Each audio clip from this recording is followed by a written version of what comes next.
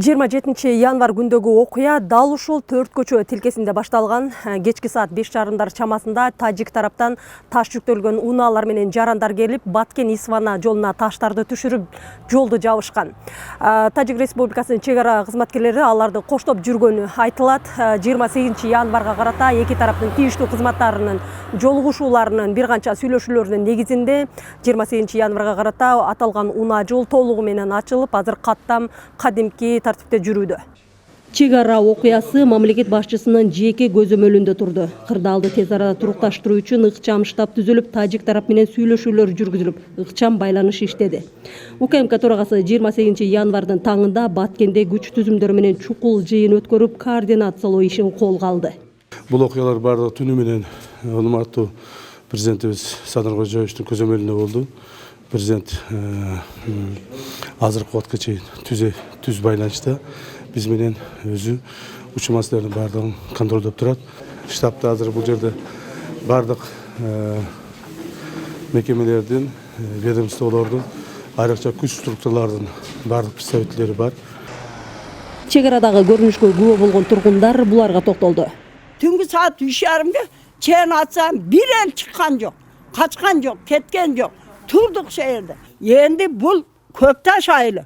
Korkpayt, kaytpayt ikeler. Oqtar uçup attı. Tünü uçup attı. Kadimgidek görünüp attı. Dağın bulup attı. Ketkenler ketti. Alыс үйлөрдөгүлөр жатты да үйдө эле.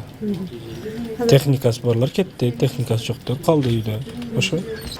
Кырдаалды турукташтырууга аракет кылган Баткен менен Согди облус башчыларынын күч түзүмдөрүнүн тынымсыз сүйлөшүүлөрүнө карабай, тажик тараптан ок атуу токтогон эмес. Алгаш чек ара заставасы менен электр линиялары керектен чыккан. Кийинчерээк Чырдөөдөн миномет менен гранатометтордон ок атылган. Натыйжада 12 кыргыз аскери денелерине ар кандай жаракаттарды алган. Бул учурда Баткен облустук биргелешкен ооруканасы жабырлануучуларды кабыл алуу үчүн күчөтүлгөн тартипте иштеп жатты. Саламаттык сактоо кызматкерлерине коңшу шаарлардан жана Ош облусунан адистер тартылган. Учурда жабырлануучулардын абалы туруктуу, дарыгерлердин көзөмөлүндө. Куралдуу кагылышуудан жарандардын турак үйлөрү жабыр тарткан. Аталган айылдан дагы 2 тургундун мал сарайы, 1 унаа күйгөн. Алсак Көкташ айылынын тургуну Зайнедин Тагаевдин үйү коңшу Тажикстан Республикасы менен чектешкен аймакты дал ушул Союздун кезинде курулган суу каналы гана бөлүп турат. Тагыраак айтканда, чек ара менен үйдүн аралыгы 70 метрди түзөт. 27 январдын түнүндө тажик тараптан атылган ок тургундун турак үйүнө тийген. Тургундун айтымында болосо өзүңүздөр байкап тургандай, атылган ок ушунчалык катуу келгендиктен темир кармагыштарын жулуп кеткенин көрүүгө болот. Баш аягы жалпы 12 ок тийген үйгө. Азыр бул октордун мындай гильзалары көрүүгө болот. Өзүмдүн жеримди чалып кайка кетем. Бул жерде ата-энем ушул жерде болсо, бала чакам бар. Просто бизге тынчтык керек. Мисалы, бала чакага жабыркабаш керек да, мындан айтканда. Азыр мен балдарыма барсам, сурайт да, мисалы, не кылып келдиңиз? Тынмай чалып турат.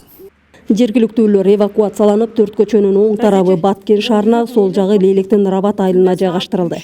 Убактылуу үйлөрүнө көчүрүлгөн жарандар мектеп, спорт зал сыяктуу социалдык жайларга жайгаштырылып, жылуу, төшөнчү, ысык тамактар уюштурулуп турду.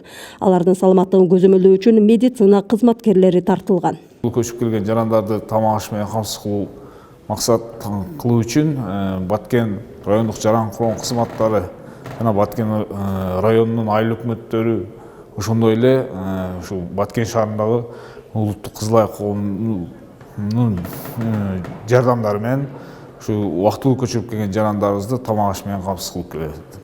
Ал арада 4 көчө тилкесинде кыргыз-тажик күч кызматкерлери биргеликте тартипти көзөмөлдөп турушту. Керектен чыккан электр линиялары калыбына келтирилди. Күндүн экинчи жарымында министрлер кабинетинин төрагасынын орун басары, УКМКнын төрагасы баштаган делегация тажик кесиптештери менен Согди облусунда жолукту. Болуп өткөн окуя боюнча биргелешкен комиссия түзүлүп, анын себеби иликтенет. Көчүрүлгөн тургундарды үйлөрүнө кайтаруу, аскердик бөлүктөрдү тиешелүү чек ара сызыгынан чыгаруу, бардык жол каттамдарды ачуу, талкаланган инфраструктураны калыбына келтирүү туурасында макулдашылды. Мындан ары чек ара аймагында чыр-чатактын алдын алууда эки тараптын бийлик органдары көзөмөлдөө бирге камсыз кылмай болду. Эң негизгиси бардык күч түзүмдөрүн, чек арага жакындаган күч түзүмдөрүн өздөрүнүн участтарына кайтаруу.